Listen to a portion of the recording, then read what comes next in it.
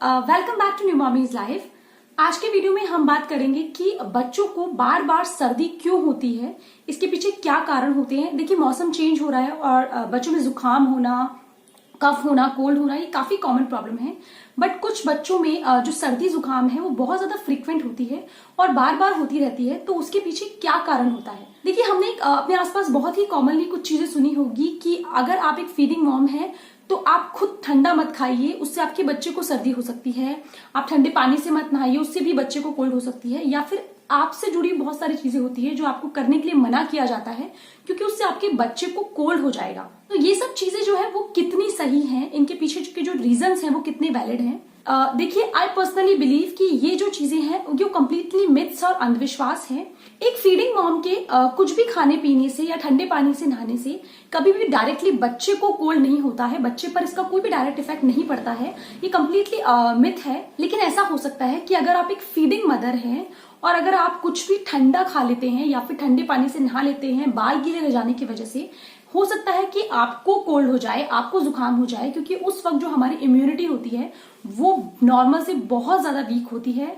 हमारी body already इतना blood loss कर चुकी होती है कि हमें गर्मी की जरूरत होती है और उस वक्त हमारी बॉडी में जो गर्मी होती है वो काफी कम हो जाती है। और अगर हम ऐसा कुछ मिस करते हैं, लाइक ठंडे पानी से नहाना, आइसक्रीम खाना, कोई भी ठंडी चीज खाना, तो उसकी वजह से हो सकता है कि हमें कोल्ड हो जाए। और क्योंकि एक माँ अपने बच्चे के सबसे ज्यादा करीब रहती है, उसे फीड कराती है, उसके बहुत ज्यादा क्लोज रहती है, तो ये एक कारण हो सकता है कि बच्चा आपके बहुत पास है तो आपके थ्रू वो इन्फेक्शन उसे पास हो सकता है और इसकी वजह से उसे सर्दी हो सकती है, ना कि आपके कुछ खाने पीने से डायरेक्टली उसे कोई सर्दी जुकाम होगा। अब हम बात करते हैं कि जिन बच्चों को बार बार सर्दी जुकाम होता है, बार बार कफ और कोल्ड का जो प्रॉब्लम होता है, उसके पीछे क्या कारण होता है। देखिए, सबसे मोस्ट इंपॉर्टेंट और काफी कॉमन रीजन होता है कि बच्चा किसी भी रीजन की वजह से गीला रह जाए। लाइक अगर बच्चा क्लोथ नैपी पहन रहा है और उसने सुसु कर दिया है, पी कर दिया उस नैपी में, और काफी लॉन्ग टाइम तक अगर हमने नहीं देखा और बच्चा गीला रह जाता है, तो वो एक बहुत ही कॉमन रीजन है जिसकी वजह से बच्चों को सर्दी जुकाम इजीली हो जाता है। या फिर अगर आपके बच्चे के हेयर्स काफी थिक हैं और वो गीले हैं, आप उसे अच्छे से वाइप नहीं कर पाए, अच्छे से पहुंच नहीं पाए, तो उसकी वजह से भी बच्चों में सर्दी जुकाम हो जाता है। इसके अलावा जब बच्चे दूध पीते हैं, ब्रेस्ट फीड करते हैं या फॉर्मूला फीड जो भी कर रहे हैं वो, तो काफी बच्चे दूध निकाल देते हैं और दूध पीने के बाद स्पिट भी करते हैं बहुत सारे बच्चे। तो हो सकता है उसकी वजह से उनके चेस्ट एरिया के आसपास दूध लगा रह जाए। हम उसे पानी से क्लीन करें तो उनके कपड़े जो है वो हो सकता है इस एरिया के आसपास गीले रह जाएं, और चेस्ट के आसपास अगर कुछ भी कपड़ा गीला रह जाता है तो उसकी वजह से बच्चों को कोल्ड बहुत ही इजीली हो जाता है। दूसरा काफी कॉमन रीजन है कि वो किसी भी बीमार आदमी के कांटेक्ट में आ रहे हैं। अगर आपका बच्चा कंटिन्यूसली किसी सिक पर्सन के कांटेक्ट में आ रहा है, लाइकवाइज अगर एक मॉम को ही बहुत ज्यादा कोल्ड है, बच्चा उसके कांटेक्ट में है, या फिर घर में कोई भी और मेंबर है जिसको जो बीमार है, जिसे कोई भी सिकनेस है और बच्चा उसके कांटेक्ट में आता है, वो बार बार बच्चे को गोद में उठाता है, तो हो सकता है जो इन्फेक्शन है वो उस पर्सन के थ्रू बच्चे को पास हो जाए और इसकी वजह से भी बच्चों में कोल्ड की प्रॉब्लम बहुत जल्दी हो जाती है। तीसरी चीज है सेकेंड हैंड स्मोकिंग। अगर बच्चे के आसपास के एरिया में कोई भी स्मोक कर रहा है, काफी ज्यादा स्मोक है, या फिर घर का कोई मेंबर स्मोक करता है, वो बच्चे के आसपास स्मोक करता है, या फिर अगर वो आसपास स्मोक नहीं भी करता है और वो बाहर से स्मोक करके आया है और उसके बाद वो बच्चे को गोद में लेगा, तो हो सकता है स्मोक के कुछ जो बहुत ही बारीक पार्टिकल होते हैं उसके कपड़ों पे लगे हों और बच्चे को अगर वो गोद में उठाता है, उसके थ्रू जो स्मोक पार्टिकल्स हैं वो बच्चे के रेस्पिरेटरी सिस्टम में जा सकते हैं और स्मोक जो होता है वो रेस्पिरेटरी सिस्टम को ब्लॉक कर देता है। ब्लॉकेज की वजह से है जो बच्चों को स्पेशली खांसी और कफ का प्रॉब्लम बहुत ही इजीली हो जाता है। चौथा है चेंज क्लाइमेट में एक्सपोजर मिलना।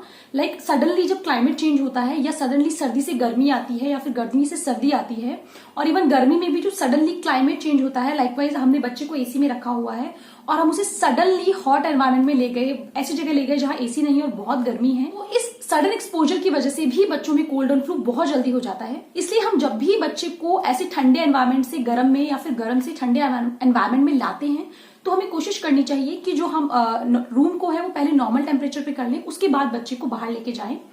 और जब वेदर चेंज हो रहा है तो उस टाइम भी हमें काफी प्रिकॉशन बरतने की जरूरत है, क्योंकि उस वक्त बच्चों को जो है सर्दी जुकाम की प्रॉब्लम बहुत जल्दी लग जाती है। ये कुछ बहुत ही सिंपल और कॉमन रीजन होते हैं बच्चों में बार बार सर्दी जुकाम, बार बार कोल्ड एंड कफ की प्रॉब्लम होने के। इसलिए अगर आपके बच्चे को बार बार सर्दी हो रही है, आप ये ऑब्जर्व कर रहे हैं कि आपके बच्चे को बहुत ही जल्दी सर्दी हो जाती है, तो एक बार आप ये सारे रीजन समझें और देखें कि कहीं ऐसा इनमें से कोई कारण तो नहीं है जो आपके बच्चे के आसपास है जिसकी वजह से आपके बच्चे को बार बार सर्दी जुकाम हो रही है। और अगर ऐसा है तो आप कोशिश कीजिए कि आप उस चीज को बदल दें ताकि आपके बच्चे को जो है वो बार बार इस तरीके की कोई प्रॉब्लम ना हो। इसके साथ ही आप कोशिश कीजिए कि आप बच्चे की इम्यूनिटी जो है वो नेचुरल तरीके से बूस्ट करें। बच्चे का इम्यून सिस्टम जब स्ट्रांग होगा, पावरफुल होगा, तो बच्चे को सर्दी जुकाम के जो इश्यूज हैं वो बिल्कुल नहीं होंगे और बच्चे की बॉडी जो है इजीली इस तरीके के वायरसेस से फाइट कर लेगी। अगर बच्चा ब्रेस्ट फीड है तो इम्यूनिटी बूस्ट करने के लिए सबसे अच्छा सोर्स है आप उसे ब्रेस्ट फीड कराएं। इससे अच्छा कोई सोर्स नहीं हो सकता। इससे जो ब्रेस्ट फीड करते हैं उन बच्चों की इम्यूनिटी बहुत स्ट्रांग होती है। इसके अलावा और भी बहुत सारे नेचुरल वेज होते हैं इम्यूनिटी बूस्ट करने के। इस पर मैंने एक सेपरेट वीडियो बनाया है, इसका लिंक मैंने डिस्क्रिप्शन बॉक्स में शेयर कर दिया है। अगर आपने अभी तक वो वीडियो नहीं देखा है तो जाके वो वीडियो जरूर देखें। आई एम श्योर वो वीडियो भी आपको हेल्प करेगा आपके बच्चे की इम्यूनिटी नेचुरल वेज से बूस्ट करने में। ऐसे काफी कॉमन रीजन थे बच्चों में सर्दी जुकाम होने के। आई होप आपको ये इन्फॉर्मेशन बेनिफिशियल लगी होगी। वीडियो अगर अच्छी लगी है तो लाइक कीजिए, हमारे चैनल को सब्सक्राइब कीजिए अगर आपने अभी तक नहीं किया है। कमेंट करके हमें बताइए कि और क्या रीजंस हो सकते हैं बच्चों में बहुत जल्दी जल्दी सर्दी या जुकाम होने के। आज के लिए बस इतना ही। Thank you for watching new mommies life.